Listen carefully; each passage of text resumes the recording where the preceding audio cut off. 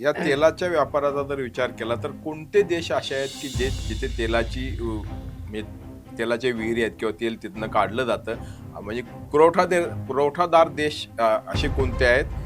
ज्या युद्धामध्ये जे देश सहभागी झालेले आहेत हं. आणि जे देश म्हणजे हल्ले केलेले आहेत, ज्या देशांवर हल्ला केला आहे आणि जे देश रिटॅलिएट करत आहेत, त्या देशात सगळे देश हे तेल प्रोड्युसर देश आहेत. म्हणजे युद्ध सुरू झाल्यामुळे त्यांच्या तेलाच्या ज्या म्हणजे व्यापार जो आहे किंवा त्यांचा जो इंडस्ट्री म्हणते, त्यामध्ये तेल शोधून काढतात आणि बाहेर काढतात. त्याच्यावर फार मोठा परिणाम झालेला आहे. आपला पुष्कळसा तेल आयात हे मध्य पूर्वेतून होतं. म्हणजे इराक आणि सौदी अरेबिया आणि अबुधाबी आणि कुवेत तेलाचं जे एक्सपोर्ट करतात, म्हणजे बाहेर निर्यात करतात, त्यांची एक मोठी ऑर्गनायझेशन आहे. म्हणजे रशियातून म्हणजे दुसरीकडनं तेल येतं. कारण चायना इराणहून खूप मोठा आयात करतो. तर सगळीकडे तेलाचे भाव जेव्हा वाढतीलच काही दिवसात. पूजा पण भारताची साधारणपणे किती रिक्वायरमेंट आहे हो तेलाची, म्हणजे किती तेल आपण आता बघतो की एवढी मोठी लोकसंख्या हो.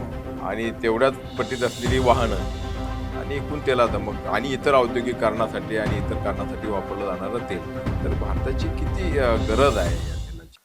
नमस्कार, टॉप न्यूज मराठीमध्ये आपलं स्वागत. मी अरुण मेहेत्रे आणि आपण पाहतात टॉप न्यूज संवाद. आणि आज आपण संवाद साधणार आहोत श्रीकृष्ण देशपांडे सर यांच्यासोबत. सर, नमस्कार. आपलं आमच्या स्टुडिओमध्ये स्वागत. देशपांडे सरांचा परिचय करून द्यायचा झाल्यास, माझ्या हातात एक पुस्तक आहे. त्या पुस्तकाचं नाव आहे द ऑइल हंटर आणि खाली लिहिलेलं आहे journey of a geologist for India's oil exploration. आणि त्याखाली एक चित्र देखील आहे. उंटावर बसलेली एक व्यक्ती आहे. ही व्यक्ती म्हणजे दुसरं तिसरं कोणी नसून स्वतः सर, म्हणजे प्रतिकात्मक स्वरूपात आहेत असं आपल्याला म्हणावं लागेल. कारण जवळजवळ 6 दशक सर इंधन किंवा जे आपण तेल, पेट्रोल, डिझेल जे वापरतो त्या विषयाशी संबंधित आहेत. ONGC या कंपनीमध्ये सर एक उच्चाधिकारी होते. आणि हा सगळा अनुभव लक्षात घेता सध्याच्या परिस्थितीमध्ये जे काही चाललं आहे, म्हणजे जगात एक मोठं युद्ध सुरू आहे. इस्रायल विरुद्ध इराण हे युद्ध आहे आणि या युद्धाच्या झळा ह्या इतर देशांना देखील आता पोहोचत आहेत आणि भारत देखील त्याला अपवाद नाही. तर याच अनुषंगाने आपण बोलणार आहोत. सर, रोज आता चर्चा सुरू आहे किंवा चिंता व्यक्त केली जाते की आपलं काय होणार. कारण शेवटी व्यापार जागतिक स्तरावरती सुरू असतो आणि युद्ध सुरू असताना हा व्यापार थांबतो. आणि व्यापाराचाच भाग असलेलं तेल, म्हणजे आपल्या देशाचा जर विचार केला तर एवढी सगळी लोकसंख्या, एवढी सगळी वाहनं आणि त्याला लागणारं कच्चं तेल आपण बाहेरून आयात करतो. आणि आपल्यासारखे असे अनेक देश आहेत. आणि मुळात हे युद्ध जिथे होतंय तो पश्चिम आशिया हा जो काही भाग आहे, तर त्या भागात हे सगळं सुरू आहे आणि त्यामुळे निश्चितच या युद्धाच्या झळा आपल्यापर्यंत पोहोचतात. आणि म्हणून अगदी माझा पहिलाच प्रश्न आहे की हे युद्ध आणि तेलाचा व्यापार, याचा म्हणजे जागतिक तेलाचा व्यापार, जागतिक पातळीवरचा व्यापार, याचा काय संबंध आहे? सुरुवातीला तो समजावून सांगा आणि मग आपण पुढे जाऊयात. आता याचा संबंध म्हणजे म्हेत्रे साहेब तुम्हाला असं सांगतो, की ज्या युद्धामध्ये जे देश सहभागी झालेले आहेत हं. आणि जे देश म्हणजे हल्ले केलेले आहेत, ज्या देशांवर हल्ला केला आहे आणि जे देश रिटॅलिएट करत आहेत, हो.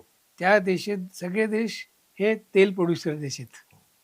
त्यामुळे त्याचं असं झालं आहे, की सगळे त्यांच्या तेल प्रोड्युसर्स आहेत आणि त्यांच्यामुळे त्यात हल्ले म्हणजे युद्ध सुरू झाल्यामुळे त्यांच्या तेलाच्या ज्या म्हणजे व्यापार जो आहे किंवा त्यांचा जो इंडस्ट्री म्हणते, त्यामध्ये तेल शोधून काढतात आणि बाहेर काढतात. त्याच्यावर फार मोठा परिणाम झालेला आहे.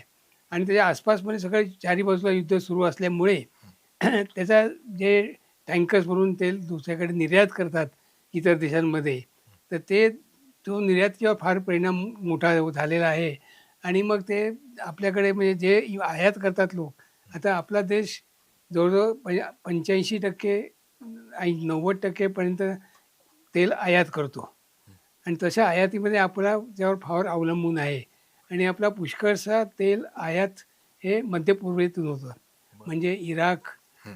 आणि सौदी अरेबिया आणि अबुधाबी आणि कुवेत हं. याच्यावरून हा झाला आयात केल्यामुळे तिथं आपला तेलाचा व्यापार तिथनं फार कमी तेल इम्पोर्ट करू शकतो आपण. आणि कतारमधनं आपल्याला आपण गॅस इम्पोर्ट करतो. म्हणजे द्रव हो. ह्याच्यामध्ये लिक्विफाईड हो. गॅस म्हणतात त्याला. तो आयात करतो. तर तो पण फार त्याच्यामध्ये परिणाम झालेला आहे. त्याचा तो परिणाम हळूहळू दिसेल, एकदम काही दुसऱ्या दिवशी दिसणार नाही. हं. पण हळूहळू आपल्याकडे नक्की तो परिणाम दिसेल. थोडे दिवस काही आणखीन जर युद्ध सुरू झालं तर. या तेलाच्या व्यापाराचा जर विचार केला तर कोणते देश असे आहेत की जिथे म्हणजे तेलाच्या विहिरी आहेत किंवा तेल तिथनं काढलं जातं, म्हणजे पुरवठादार देश असे कोणते आहेत आणि प्रमुख हे आयात करणारे किंवा ग्राहक देश कोणते आहेत? हं. म्हणजे खरं तर हा प्रश्न अगदी साधा आहे, पण हो. सामान्य माणसाला देखील ह्या सगळ्या गोष्टी कळायला पाहिजे म्हणून तुम्हाला विचारतो. कारण मी पेट्रोल पंपावरती गाडी म्हणजे हं. पेट्रोल भरायला गेल्यावर मला असं वाटतं, की पेट्रोल हे पुण्याजवळच्या काहीतरी लोणीच्या डेपोतनं येतंय. तर हे जरा थोडं नाही, सांगा तुम्ही. नाही त्याचं म्हणजे असं आहे की जो तेलाचं उत्पादन होतं, हं, हं. तेलाचं उत्पादन या मध्य पूर्वेमध्ये जगामध्ये सगळ्यात जास्त मध्य पूर्वेमधून होतं. हो. आणि तेलाचं जे एक्सपोर्ट करतात, हं. म्हणजे बाहेर निर्यात करतात, त्यांची एक मोठी ऑर्गनायझेशन आहे. बरं, त्याला ओपेक म्हणतात. बरं. Organisation of petroleum exporting countries. हं, तर त्याचे पुष्कळ सदस्य आहेत आणि ते सगळे तेल एक्सपोर्ट करतात. पण त्यामुळे काही मोठे देशसुद्धा असे आहेत, की ते त्याचे सदस्य नाही आहेत. आता रशिया आहे, तो सदस्य नाही आहे. अमेरिका सदस्य नाही आहे.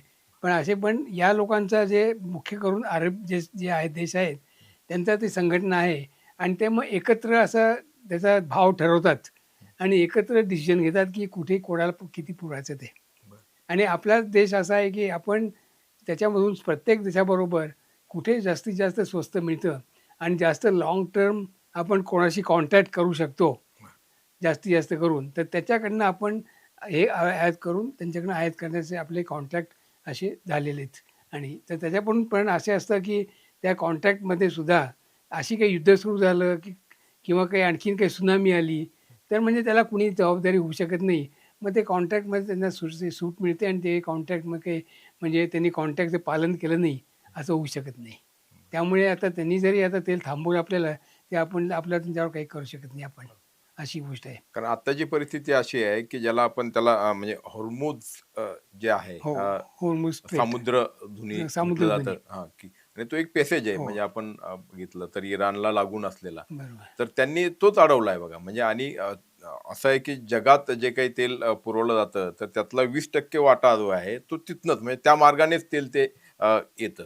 अशी आत्ताची स्थिती आहे. आता त्यामध्ये म्हणजे ते 2-3 गोष्टी आहेत त्याच्यामधून.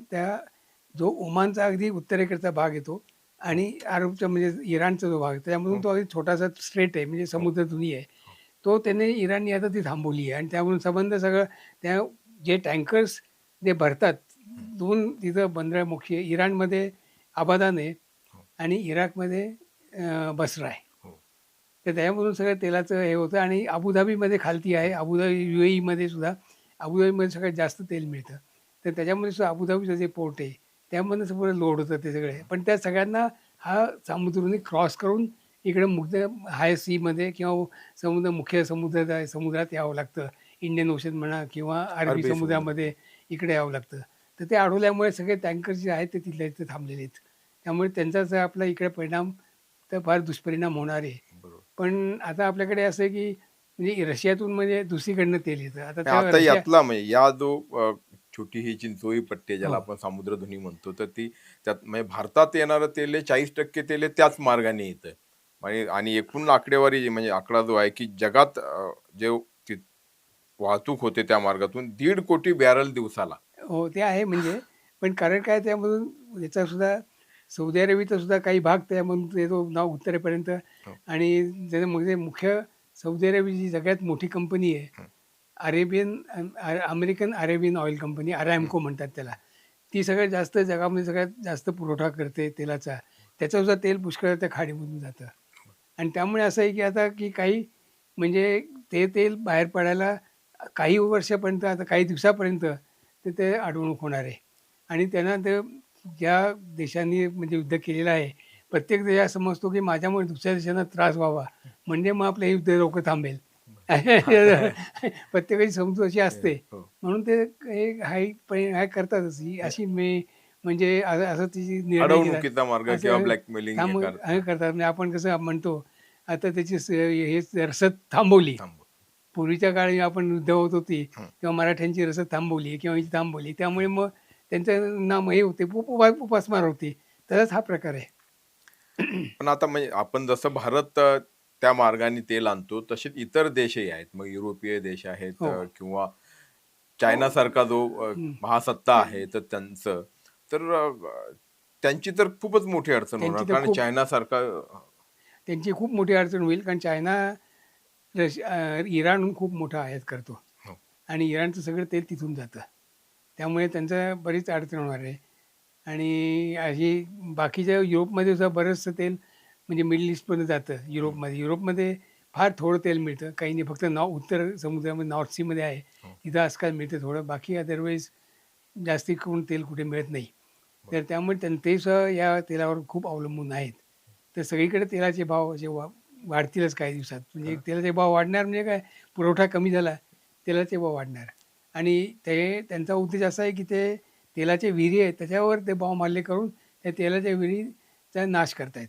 हो, आता ते आता मी ब जहाजांवरती ब हल्ले हो, म्हणजे मी आता ते तिथनं समुद्रधुनीतल्या जहाजांवरती हल्ले होत आहेत आणि मग ते उडवले जात आहेत. हो, त्यामुळे सगळ्यांचीच जी एका अर्थाने मालमत्ता, प्रॉपर्टी या स्वरूपाची आहे, तर ती स्टेकवरती आहे, ती संकटात आहे, अशी स्थिती आहे. इन्शुरन्स वाढलेत त्याचे अचानकपणे, हाही एक भाग हो. झालेला आहे.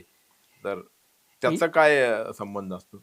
इन्शुरन्स असं आहे, की जी टँकर्स जे जातात म्हणजे पुरवठा करतात. आता जगातला जेवढा समुद्रवाहू जो व्यापार आहे, त्याच्या 70% फक्त ऑइल टँकर्स आहे. बाकी फ्रेट वगैरे जे जातो आपण म्हणतो बाकीचा इतर हा व्यायाम फक्त 30 ते 35 ते 40% कमी आहे. हां, तर तेवढा ऑइल टँकरचा सगळा म्हणजे ऑइल बहुतेक जे समुद्र वाहतूक ते ऑइल टँकर्स आहेत. तेलाचा एवढा मोठा व्यापार आहे. सॉरी. पण आता त्याच्यावरून तेल जर त्यांनी हे अडवलं, तर म्हणजे त्या तेलाचे जे कंपन्या वेगळ्या आहेत, ते टँकर्सच्या कंपन्या, तेल वाहतूक करणाऱ्या कंपन्या, त्या जाऊ शकणार नाहीत आणि त्या जाऊ शकणार तरी त्यांचं म्हणजे इन्शुरन्स कंपन्या वेगळ्या आहेत. हं, त्यांचं इन्शुरन्स करतात ते. बरं. पण आता जर असा भाग असेल, तर इन्शुरन्सचे दसपट वाढवतील किमती. काही सांगता येत ते म्हणाले, "नाही आमचं म्हणजे तिथं गॅरंटीच आहे की तुमची याच्यावर हल्ला होणार आहे तुमच्या ह्याच्यावर. मग आम्ही का रिस्क घ्यावा?" बरं. असं ते करू शकतात. त्यामुळे मग ते हा व्यापार मग कुणी टाळतातच मग असं करण्यासाठी. मग अशा वेळेला मग असं नको, रिस्क नको बरं. किंवा आता जास्त जोखीम नको घ्यायला. बरं. असं करून मग ते टाळतात. मग त्याचा परिणाम होणार असतं काही बरं. दिवसात. सर एकूणच आपण म्हणजे भारताचा केवळ विचार केला तर म्हणजे ठीक आहे जगात तर आपण ते हो, बघूच पण भारताची साधारणपणे किती रिक्वायरमेंट आहे हो तेलाची म्हणजे किती तेल आपण आता बघतो की एवढी मोठी लोकसंख्या हो. आणि तेवढ्याच पटीत असलेली वाहनं आणि एकूण तेलाचं मग आणि इतर औद्योगिक कारणासाठी आणि इतर कारणासाठी वापरलं जाणारं तेल तर भारताची किती गरज आहे या तेलाची आणि त्याचा पुरवठा त्याची भारतामध्ये पूर्तता होते का कुठनं कुठनं होते कसं आहे ते? भारतामध्ये आपण जगातल्या 3ऱ्या नंबरचं कन्झम्पशन करतो बर जगामध्ये. बर फक्त चीन आणि अमेरिका सगळ्यात जास्त आहे. आणि आपला म्हणजे कन्झम्पशन साधारण 250 दशलक्ष बॅरल्स नाही टन एवढं बर करतो. ओके 200 ते 250 दशलक्ष मिलियन टन्स बर एवढं आपल्याकडे कन्झम्पशन आहे. आणि ते चायनाचं साधारण 400च्या वरती आहे, 500च्या आसपास बर आणि अमेरिकेचं 800च्या वरती आहे. बर असे साधारण आहे. 3ऱ्या नंबरचं आहे. बर 4थ्या नंबरवर जपान, मग सौदी अरेबिया आणि मग काही युरोपियन देश, जर्मनी वगैरे असे येतात. बर पण एवढा असल्यामुळे आपल्याला इतका तेलाचा आवश्यकता असल्यामुळे आपण खूप देशांकडून तेल मागवतो. म्हणजे अजून काही तेल थोडं ब्राझीलमधनं पण येतं. काही तेल आता व्हेनेझुएला पण थोडंसं हो कॉन्टॅक्ट झालेत हो आणि रशियामधनं बरचसं येतं.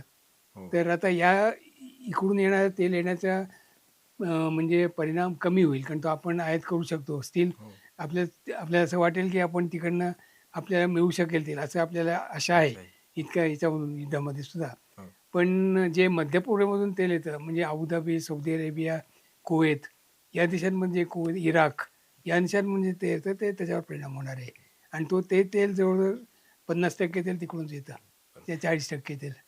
हे तेलाचं अर्थकारण जसं आहे तसं तेलाचं राजकारण देखील आहे बघा म्हणजे आता आपण बघितलं की आपल्यावरती जे म्हणजे ट्रम्प टॅरिफचा जो भाग होता आणि त्याचा संबंध मग रशियाशी जोडला गेला तुम्ही रशियाकडनं तेल घेणं थांबवा तर इतर गोष्टी कारण ते रशिया युक्रेनचं युद्ध हा त्याची पार्श्वभूमी होती हा एक भाग आहे दुसरं चीनला म्हणजे इराणकडून चीनला तेल पुरवठा मोठ्या प्रमाणावरती होतो आणि चीन हा एक मोठा स्पर्धक आहे हो, अमेरिकेचा हो. असंही त्याचा भाग आहे.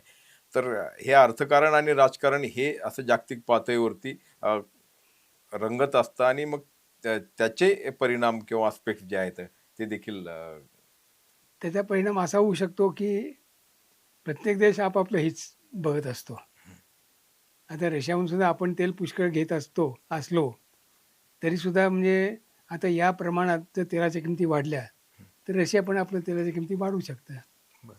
आणि तेलाच्या किमती वाढवल्या तर मग रशिया जेव्हा त्यांच्याकडे सुद्धा तेलाचा पुरवठा मर्यादित आहे पूर्वाचा आणि जगामध्ये डिमांड फार वाढली, तर मग त्यांना सुद्धा त्यांच्यावर मग तू कोणाला द्यायचं, कोणाला नाही द्यायचं, या गोष्टी त्यांच्या मनावर येऊ शकतात.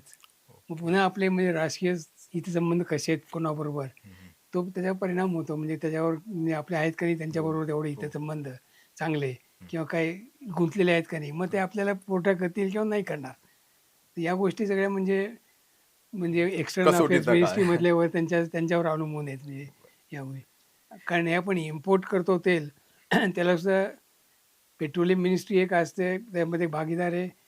फिनान्स मिनिस्ट्रीचं एक भागीदारी असते आणि शिवाय एक्सटर्नल मिनिस्ट्रीची भागीदारी असते. हो, हो. सगळ्यांच्याकडून तिन्ही. मग ते असं करून आपण कुठे ठरवतो आणि ते सुद्धा म्हणजे पुष्कळ एका वेळेला लाँग टर्म याच्यामध्ये सगळ्यामध्ये ॲव्हरेज काढून वेटेड ॲव्हरेज म्हणतात त्याला, किती दर महिन्याचा ॲव्हरेज काढून पुन्हा त्याचं वेटेज करून पुन्हा असं करत करत 6-6 महिन्याचं किती ॲव्हरेज करून मिनिमम तेल प्राइसेस काय आहेत, त्या प्राइसेसवर आपण निगोशिएट करतो देशांबरोबर. तुम्ही या प्राइसवर आम्हाला तेल द्या.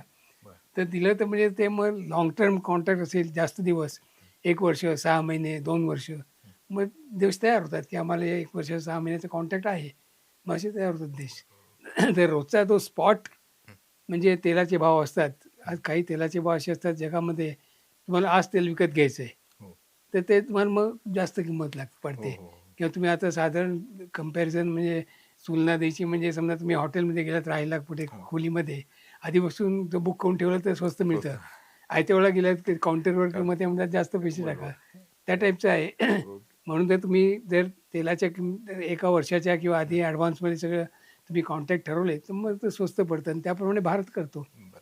तशी आता भारतासमोर जे प्रश्न म्हणजे जे संकट किंवा जी समस्या आहे ती म्हणजे प्रामुख्याने त्या होर्मुझच्या हो. याच्यातनं आणायचं. दुसरा काय पर्याय आहे हो? म्हणजे समजा भारत म्हणजे आयात करू इच्छितोय आणि तो मग तो कुठनं वळसा घालून वगैरे आणायचं म्हटलं तर सोपं आहे का ते? किंवा कारण तिथून बराच प्रवास वाढणार, वाहतूक वाढणार असं आहे. तिथून सोपं नाही. आपण जो भाग आता इराक आणखीन अबुधाबी, सौदी अरेबिया म्हणजे तेल हं, जो मावतो कुवेत, त्याला दुसरा पर्याय नाही आहे. कारण तो तो टँकरनं तिथूनच येतो. कारण काही पाईपलाईन नाही आहेत हो, कोणाकडनं. अशा हो. काही इंटरकॉन्टिनेंटल काही पाईपलाईन्स नाही आहेत बरं, तेलाच्या. म्हणजे गॅसच्या पाईपलाईन रशियापासून युरोपमध्ये आहेत. बरं. पण त्या गॅस जातात. पण हो, तेलाच्या पाईपलाईन अशा नाही आहेत हं, तेलाच्या पुढे. तेलाच्या पुढे इंटरनल पाईपलाईन असतात. हं. आपल्या देशामध्ये आता तेलाच्या पुष्कळ इंटरनल पाईपलाईन झाल्यात. बरं. पण त्या नसल्यामुळे मग त्या परिणाम होणारच तो ते कसं आणि जे दुसरं अशी गोष्ट आहे की जे युद्धामध्ये करतात ते तेलाच्या विहिरींवर त्यांचं लक्ष आहे. हो, आणि त्या तेलाच्या विहिरी जर त्यांनी नाश केला, तर त्या विहिरी पुन्हा रिवाईव्ह करायला किंवा रिपेअर करायला, दुरुस्त करायला फार वेळ लागणार आणि फार पैशाचं काम असतं ते. हं, अतिशय पैशाचं काम असतं. टँकर एक गेला तर ते 2 महिन्यात, 4 महिन्यात तुम्हाला टँकर बांधू शकता हं, हं. आणि त्याला एकदा एक स्पेसिफिक खर्च येतो. हो, पण विहिरीचा एकदा नाश झाला, मग विहीर खणायला अतिशय मोठा खर्च येतो. एक विहीर खणायची म्हणजे आजच्या घटकेला हं, समजा 3-1 हजार मीटर खाली विहीर खणायची असेल, हं. साधारण 150-200 कोटी रुपये खर्च येतो. बरं, इतका खर्च येतो. त्यामुळे त्याला ते ते अतिशय महागाचं काम आहे बरं. आणि अशा जर त्या विहिरींचा नाश झाला, तर पुन्हा ते रिवाईव्ह करायला फार त्रास होणार आहे. तर तेल हं. व्यापार आणि वाहतुकीच्या दृष्टिकोनातनं एक चाबार बंदर याचा उल्लेख सारखा येतो, हो. जो इराणमध्ये भारताकडनं विकसित केलं जातंय. म्हणजे त्याचं काम अर्थात पूर्णत्वाला गेलेलं नाही. काही प्रमाणातच झालेलं आहे. कारण सँक्शन्स लागल्यानंतर बाकीच्या देशांनी त्यातनं माघार घेतली. त्याचं काय महत्त्व आहे हो जरा? त्याचं महत्त्व तेलाच्या दृष्टीने काही म्हणजे मला फार आहे असं वाटत नाही. बरं. कारण ते आपल्या देशाचा उद्देश असा होता बहुतेक हं. भारताचा, हो. की त्या बंदरावरून हं. मग खुष्कीच्या मार्गाने पुढे मध्य एशियामध्ये आपला व्यापार सुरू होऊ शकतो. हो, कारण हो. मध्य एशियामध्ये ते सगळं म्हणजे सगळ्या लँडलॉक देश हो. असल्यामुळे ते चारी बाजूनी सगळ्या म्हणजे त्याला समुद्र कुठे नाही आहे. तर तो त्यांना खुशकीच्या मार्गानेच जमिनीच्या मार्गानेच व्यापार करावा लागतो आणि त्याचा मग तो काही इतर देशांना म्हणजे आपल्या शेजारच्या देशांना वरती ॲडव्हान्टेज मिळतो कारण ते डायरेक्ट तिथं त्यांची कनेक्शन्स आहेत. पण आपल्याला तिथं कनेक्शन असल्यामुळे त्यांच्याशी व्यापार भारताचा वाढावा म्हणून त्या बंदरावर तिथपर्यंत न्यायचं आणि तिथून पुढे इराणच्या थ्रू वरती उत्तरेकडे म्हणजे तुमचे कझाकस्तान, आणखीन तुर्कमेनिस्तान, इतर ज्या देशांमध्ये मध्यपूर्वेमधल्या देशांमध्ये व्यापार करायचा. त्यावेळेस दृष्टीने तो असं म्हणजे सुरुवातीला ते उद्देश तसा होता. बरं. तेलाच्या दृष्टीने त्याचा काही विशेष उद्देश नव्हता. बरं. मला आता आणखी म्हणजे खरं तर सगळ्यांच्या चिंतेचा किंवा औत्सुक्याचा विषय तो प्रश्न मला विचारायचा आहे. पण त्याच्या आधी थोडंसं ज्याचा उल्लेख तुम्ही आत्ता केला, की तेल विहिरी आणि ते उत्सुकता म्हणूनच तुम्ही इतके हं. वर्ष काम केलंत आणि जसं मी म्हटलं, की हे पुस्तक तुम्ही लिहिलंय, की तेल शोधणे हो. वगैरे. तुमचं जरा सांगा ना थोडासा प्रवास म्हणजे खरं तर आता अगदी या 2 मिनिटात 5 मिनिटात सांगून होणार नाही. आपण यासाठी स्वतंत्र निश्चितपणे एक वेगळं आपल्याला त्यासाठी एक मुलाखत करायला लागेल. पण तुम्ही ज्या स्वरूपाचं काम केलं ते कुठे-कुठे केलं? काय-काय त्याच्यामध्ये होतं म्हणजे त्या कामाच्या कुठल्या-कुठल्या गोष्टी त्या कामाचा भाग होत्या? ते जरा सांगा ना तुम्ही? आता ते सांगायचं म्हणजे जेव्हा आम्ही म्हणजे ह्या खातं जॉइन केलं त्याच्यामध्ये सुद्धा खूप त्याच्यामध्ये अडचणी आल्या सुरुवात करायला आणि त्या सगळ्या मला माहिती आहे त्या पुस्तकात मी हो, नमूद केलेल्या आहेत, हो, की याला फार खर्चिक तुम्हाला आत्ताच म्हणालो विहिरीला किती खर्च येतो हो. आणि अशा खर्चिक गोष्टीला आपल्याकडे पैसे नव्हते. आपण अगदी फार गरीब देश होतो आणि त्याच्यामध्ये आपल्याकडे पैसे नसताना आता हा व्यवसाय सुरू करायचा नाही गव्हर्नमेंटनी, तर त्यावर पार्लमेंटमध्ये खूप विरोध होता आणि आपल्याला कोणीही परदेशी लोकांनी अशी मदत केली नाही तेव्हा. तर मग काही लोकांनी रशिया वगैरे पुढे आले आणि ते म्हणाले, "आम्ही तुम्हाला दाखवतो, सगळं सप्लाय करतो." म्हणून मग देशामध्ये हा सुरू झाला व्यवसाय हळू-हळू आणि सुरुवातीला काही माहिती नव्हतं म्हणजे आपल्याला बरं. तेल कुठे मिळेल, काय हं, मिळेल? तर आम्हाला म्हणून मग ते थोड्या जुजबी जिथे शक्यता आहे, हं. तिथं आम्हाला प्रत्यक्ष जाऊन सगळं मॅपिंग करून महिन्यानुमहिने, वर्षानुवर्ष करावं लागलं. 10-10, 15-15 वर्ष आम्ही हेच काम करतो सुरुवातीला. तेल आणि शोधण्याचं तेल काम. सोडण्याचं म्हणजे सगळं मॅप करून तेल कुठे असू शकेल, काय लागेल. बरं, मग त्यानंतर खणायला सुरू झाली असं.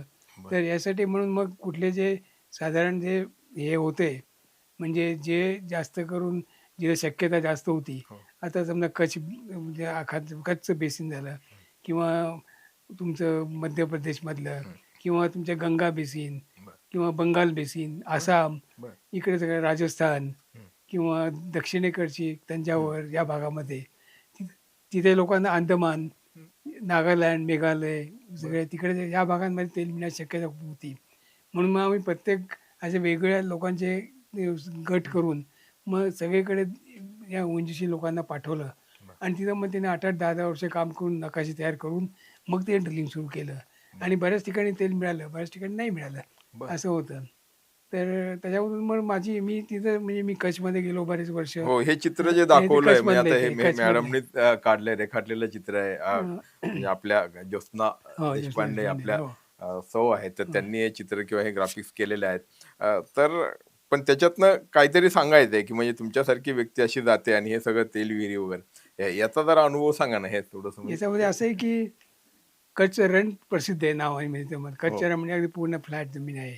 तर कच्छच्या रणच्या आजूबाजूला सगळे जे डोंगर आहेत आजूबाजूला आणि तिथे अशी छोटी-छोटी बेटं आहेत.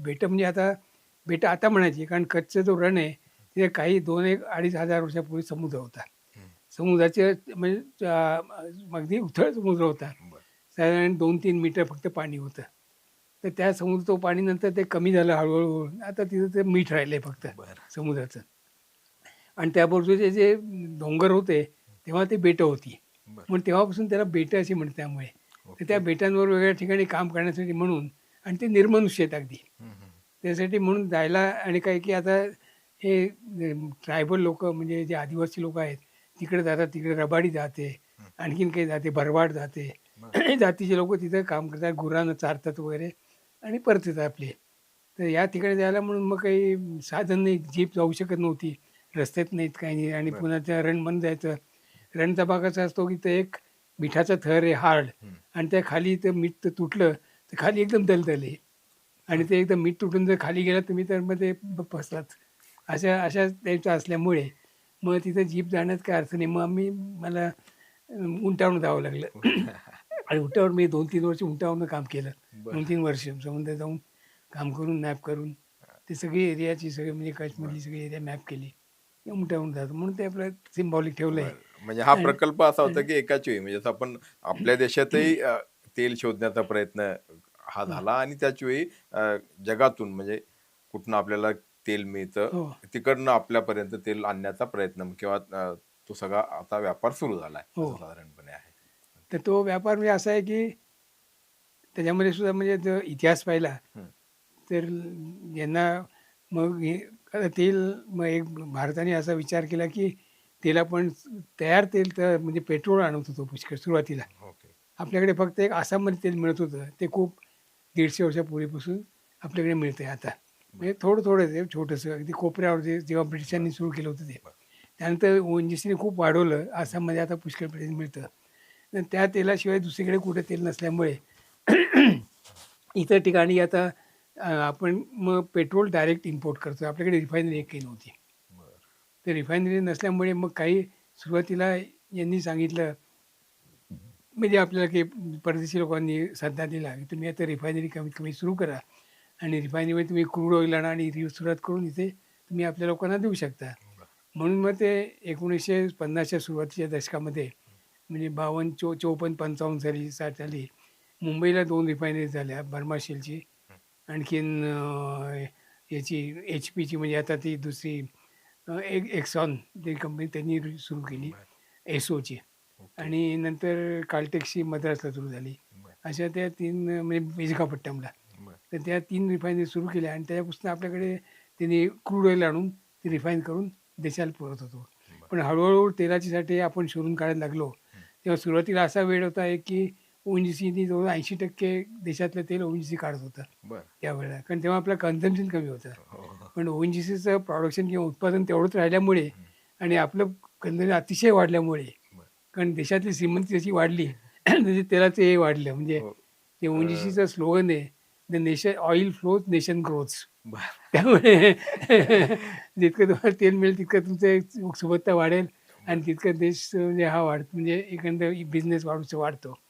बरं. त्यामुळे ते आपल्या आवश्यकता फार वाढल्यामुळे मग आपण फार आयात करायला लागले फार आणि बरोबर. आता जवळ 80% 85% आयात करतो आपण. बरोबर. पण म्हणजे ती संपन्नता जी आहे ती म्हणजे आपल्या स्वतःच्या तेलाऐवजी आपल्याला आता बाहेरून आयात आयात केलेल्या करतो. हो. तेलावरती पण बरं. ठीक आहे. तर आता विषय तर अर्थात म्हणजे अशा ह्या सगळ्या म्हणजे खूप मोठा आहे, व्यापक आहे. मला अगदी शेवटचा प्रश्न, की आत्ता आपल्याकडे असं बोललं जातं, की साधारणपणे 40 ते 45 दिवस पुरेल इतका तेलसाठा आपल्याकडे आता म्हणजे भारताकडे उपलब्ध आहे. अशा परिस्थितीमध्ये म्हणजे अर्थात कुठल्याही बाजाराचा नियम हा असा असतो, की म्हणजे मागणी आणि पुरवठा याच्यावरती त्याचे दर ठरत असतात मालाचे. आपल्या देशातली काय स्थिती साधारणपणे काय चित्र तुम्हाला आज घडीला आहे, उद्याच्याला काय असू शकतं? आणि या सगळ्यावरती शेवटी कुठल्या गोष्टीमुळे हा सगळा प्रश्न जो आहे तो संपुष्टात येणार आहे असं वाटतं? नाही, आपण जर म्हणालात 40 ते 50 दिवस काही तेल हो. साठा असतो, ती गोष्ट काही तितकी बरोबर नाही आहे. बरं. कारण तेलाचा साठा जो 50-60 दिवस जो आपला आहे, हो. तो स्ट्रॅटेजिक रिझर्व्ह म्हणून सरकार ठेवतं घरामध्ये ओके. आणि तो साधारण कोणाला माहिती नसतो कुठे आहे तो बरं. अंडरग्राऊंड साठा. म्हणजे तो फक्त अतिशय जेव्हा म्हणजे हे ते आणीबाणीचा प्रसंग हो, येतो, तेव्हा तो काढू शकतो. मग नॉर्मल याच्यामध्ये आता हा आपल्या देशामध्ये काही आणीबाणीचा प्रश्न नाही आहे. हो. दुसऱ्या देशामध्ये युद्ध झालं म्हणून आपल्या देशामध्ये आणीबाणीचा नाही. प्रश्न निर्माण होत नाही. तर तो आपण नाही काढू शकत. पण रिफायनरीमध्ये जे तेल असतं, रिफायनरी साधारण एक 15 दिवसासाठी मग 1 महिन्यासाठी असं इम्पोर्ट करून त्यांच्याकडे काही-काही स्टॉक असतो. ते रिफायनरीमध्ये तो जितके दिवस चालेल तितके दिवस ते रिफायनरी चालणार. पण काही दिवस म्हणजे जर तो स्टॉक कमी झाला, त्यांचं रिफायनिंग कमी होणार. मग आपल्याला पेट्रोल वगैरे कमी मिळणार. कारण त्यांच्याकडे क्रूडचा स्टॉक हो. म्हणजे कच्च्या तेलाचा स्टॉक जर कमी झाला, तर ते काढू शकणार नाहीत. आता रिलायन्सची रिफायनरी सगळ्यात मोठी आहे हं, जामनगरला हं. आणि ओएनजीसीच्या म्हणजे याच्या इंडियन ऑइलच्या रिफायनरीची पुष्कळ आहेत. भारत पेट्रोलियमच्या आहेत. हिंदुस्थान पेट्रोलियमच्या आहेत. बरं. आणखीन तुमच्या एसआरच्या आहेत. आणखीन काही अशा हं. याच्यामध्ये आहेत प्रायव्हेट कंपन्या, मंगलोर रिफायनरी आहेत. हो. अशा बऱ्याच रिफायनरी आहेत. तर त्यांच्याकडे प्रत्येकाचा स्टॉक जोपर्यंत आहे, तोपर्यंत ते रिफाईन करून पेट्रोल आणि डिझेल आणि पेट्रोकेमिकल्स आणखीन असतात. पूर्णपणे त्याची मोठी एक सिरीज असते. प्लास्टिकपासून ते अगदी हो. नायलॉन सगळ्या पेट्रोकेमिकल्स ज्याला म्हणतात, तो सगळा त्यापासून निघत असतो. आणि त्या गोष्टी हळूहळू कमी होतील. म्हणजे जर जर साठा रिप्लेनिश झाला नाही तर, साठा पुन्हा मिळाला नाही तर. म्हणजे आणि आता आत्ताच्या परिस्थितीमध्ये आपल्यापुढे एकच मार्ग आहे, तो म्हणजे की तेल जपून वापरा, जपून वापरा तेल आणि कमी वापरा अगदी. कमी वापरा. आणि तशी वेळ येऊन न देणं, की आता पुन्हा तेलाचं राशनिंग सुरू होईल, अशी येऊन वेळ न असं बघायला पाहिजे. बरं. पण कारण काय एकदा मध्ये ONGCनी स्ट्राईक केला होता काही वर्षापूर्वी. हं, हं. माझ्या आठवणीत होतं म्हणजे ते साधारण काही दशकाचं लक्षात नाही माझ्या आता 80या दशकात का असं काही. बरं. तर त्यामुळे तिथं ONGCनी स्ट्राईक केला तर तेव्हा इम्पोर्ट फार करत नव्हतो आपण. ONGCच्या याच्यावरच अवलंबून होतो. सगळे 80% तुम्हाला म्हणालो मी ONGCवरच म्हणजे देशातलं तिथलाच सप्लाय होत होता. तर त्यांनी स्ट्राईक केल्यामुळे त्यांचं उत्पादन कमी झालं. ते उत्पादन कमी झालं आणि त्याचा एक 15 दिवसांनी देशात रांगा लागल्या याच्या मोठ्याच्या रांगा लागल्या पेट्रोल पंपावर. आणि एक 15 दिवस चाललं ते म्हणजे रिफायनरीच्या येत होतं तो पण चाललं. पण तोपर्यंत 15 दिवसांनी 8 दिवसांनी स्ट्राईक पण संपला. पण ते स्ट्राईक सुरू होऊन पुन्हा ONGCचं उत्पादन सुरू होईन रिफायनरी मिळेपर्यंत मधला गॅप झाला तोपर्यंत शॉर्टेज झाला. पण आता रेशनिंग केलं जातं, हा एक भाग होतो आणि दुसऱ्या बाजूला दर देखील वाढवले जातात. म्हणजे जर आपल्या स्तरावरती मग स्थानिक पातळीवर किंवा अंतर्गत देशांतर्गत जर विचार केला तर मग इथल्या इथे याचे दर वाढू शकतात असे दर जर स्टॉक. वाढणार म्हणजे जर इम्पोर्टचे दर वाढले, आयातीचे दर वाढले, ओके. तर सरकारला नाईलाजाने दर वाढवावे लागतात. बरं. पण त्याचं असं आहे सरकारसुद्धा आपल्याकडे साधारण थोडी काही झालं तरी सोशलिस्टिक किंवा गव्हर्नमेंट कंट्रोल्ड इकॉनॉमी असल्यामुळे किंवा व्यवस्था असल्यामुळे तर ती गव्हर्नमेंट थोडं काही दिवस ऑब्झर्व करते, बरं. की गव्हर्नमेंटच्याकडे आणखीन काही जे पैसे आहेत ते मग आपल्या इथं पेट्रोल महाग झाले तर मग त्या पैशातून पेट्रोल आयातीला पैसे द्या असं. मग त्यामुळे काही दिवस लोकांना झळ सुचणार नाही. पण गव्हर्नमेंटची गंगाजळी असते ती संपली तर मग ते हे होईल, मग पुन्हा पैसे वाढायला पर्याय राहणार नाही. पण ते लोकांना समजायला पाहिजे, जनतेला समजायला पाहिजे की असा असा खरा प्रश्न असा आहे. मग त्याच्यामध्ये की कोणाचं गव्हर्नमेंट काय आहे याच्यावर काही अवलंबून नसतं ते. आणि याच्या उलट म्हणजे अमेरिकेमध्ये त्यांच्याकडे असा गव्हर्नमेंटचा कंट्रोल काहीही नाही. तर ज्या दिवशी रिफायनरी किंवा ज्या दिवशी ते पेट्रोलची किंमत लोक पेट्रोल पंपाला देते, म्हणजे रिफायनरी सप्लाय करते, त्या दिवशी त्याचा पेट्रोल भाव ते दाखवतात. मग रोजचा भाव अमेरिकेत बदलतो पेट्रोल पंपावर, ते लावलेले असतं. आजचा भाव आहे, आजचा भाव तो आहे. म्हणजे असं स्टॉक एक्सचेंजसारखा रोजचा भाव त्यांचा वेगळा असतो. मग त्यांच्याकडे उपलब्धता उत्पन्नात मोठी आहे, खूप आहे. वेगळी आहे, पण म्हणजे रोजचा भाव बदलत असतो. बरं. असं नाही की मग हे करतात. काही दिवसांनी प्रॉब्लेम आला तर ते भाव वाढतो किंवा टॅक्सेस वाढलं की एकदम ते लगेच याला करतात, म्हणजे गिराईकावर ते लादतात. असं आहे ते. नाही, मुळातच तिथला इंडेक्स म्हणजे आता जर बघितलं तर काय ट्रम्प महाशयांच्या मूडवरतीच सगळ्या जगाचा इंडेक्स खालीवर नाही, ते तर वेगळीच आहे. आणि पण आता तो अर्थात तो विषय नाही तो म्हणजे विषय हा, नाहीये. पण विषय नाही. एकूण जे काही घडतंय हम्म. तर त्या सगळ्या परिस्थितीमध्ये की आपल्याला आता गरज एवढीच आहे की आपण हो, आता तेल काळजीपूर्वक राहा. आणखीन आता म्हणजे असंच म्हणायला पाहिजे की लवकर लवकर संपू द्या हे सगळ्या गोष्टीच्या जे जो समस्या निर्माण झाल्या आहेत हो. त्या लवकरात लवकर संपल्या तर त्याच्यामुळे सगळ्यांनाच दिलासा होईल सगळ्यांना. अगदी खरं आहे. तर तुम्ही खूप छान आणि सोप्या भाषेत ही सगळी माहिती आम्हाला दिली आहे. कारण तेल आपल्या रोजच्या जगण्यातला म्हणजे इंधन किती महत्त्वाचा भाग आहे हे आपल्या सगळ्यांना माहिती आहे. पण तरी देखील या युद्धामुळे काय परिणाम होत आहेत आणि आपला प्रत्यक्ष सहभाग त्या युद्धात नसला तरी कशा त्याच्या झळा त्या युद्धाच्या आपल्यापर्यंत पोहोचतायत हे आपण विशद केलं. आणि अशा परिस्थितीमध्ये आपण म्हणजे सामान्य भारतीय नागरिक म्हणून आणि सरकार म्हणून काय विचार करायला पाहिजे याविषयी देखील आपण भाष्य केलं. सर, आपण आपल्या स्टुडिओमध्ये आलात त्याबद्दल मनपूर्वक आभार. नमस्कार नमस्कार, धन्यवाद. आपण एवढा संधी दिली. आणखीन काहीतरी लोकांना समजण्यापुरतं नाही, आपलं मला ते मोठे सांगता पण आलं. आहे सर की मुळात मी आपल्यासारखी व्यक्ती जसं मी उल्लेख केला की 6 दशक 1960 पासून तुम्ही या तेलाच्या क्षेत्रामध्ये आहात. तर हे खूप कौतुकाची आणि आम्हा पुणेकरांच्या दृष्टिकोनातून तर अभिमानाची बाब आहे की तुम्ही आणि त्यात परत तुम्ही आमच्या स्टुडिओमध्ये आलात स्वतः. तर हे खरोखर खूप मोठी गोष्ट आहे. खरोखर आभार. धन्यवाद धन्यवाद. नमस्कार नमस्कार. तुमची car, electric panel, data server आगीपासून सुरक्षित आहे का? नाही? मग आजच बसवा F protect temperature activated fire suppression device. यामध्ये आहे eco friendly non toxic pressurised liquid प्रकारची आग लागल्यास क्षणार्धात ऍक्टिव्हेट होऊन आगीवरती मिळवते नियंत्रण. बसवण्यास अतिशय सोपे आणि सुटसुटीत टेकालिपचे एक दर्जेदार उत्पादन एफ प्रोटेक्ट.